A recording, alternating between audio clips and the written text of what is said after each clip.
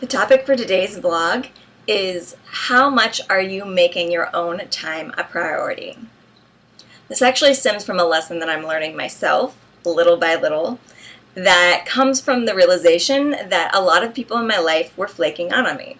I would make plans with friends and close companions, and they would either reschedule at the last minute or not show up at all or be very late. And in true Course in Miracles form, I like to look at all my relationships as assignments. So whenever these things were happening, rather than holding a grudge against the people in my life and the people around me that I love, I decided to look into myself and find out what I could deal with around this scenario.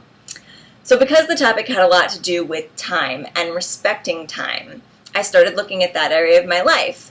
And I realized that I was actually not respecting my own time. Because I have a very flexible schedule, I tend to drop plans that I've made for myself to hang out with other people. And it's never interfered with my life. It doesn't always interfere with my work. I usually get things done still at another time. But energetically, I was putting out into the universe that my time was not a priority. Whenever friends would contact me and I'd planned on blogging or doing yoga or whatever, and they wanted to hang out, me dropping those plans and rescheduling them for later was telling myself that my time was not as important as theirs. And I'm a huge people pleaser, and so a lot of that stems from that.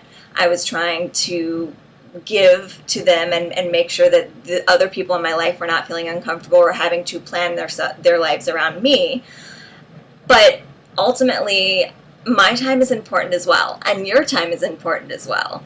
The magical thing that happened is when I started saying no, or not even saying no, but planning around my own schedule. So if, say, for instance, a friend would contact me in the morning that I had planned on working on things until noon.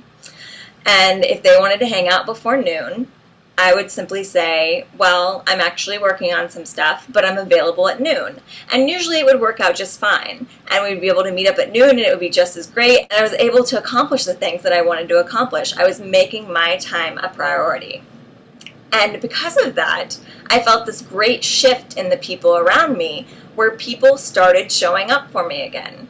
They started showing up for dates. They started showing up for coffee. They started, letting me know ahead of time if they weren't able to do things because they were making my time a priority just like I was.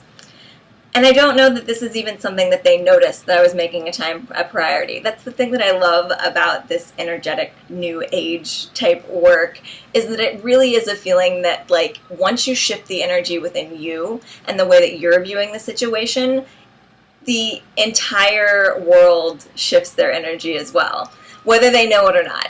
It's been a really beautiful practice to respect myself and love myself enough to make my time the ultimate priority and still be able to compromise in certain situations, but across the board and the overall general scenarios, I make sure that my time is important. So I encourage you this week to look at the way that you yourself are viewing your own time. Are you making yourself a priority, or are you running yourself ragged trying to fit into everyone else's schedule?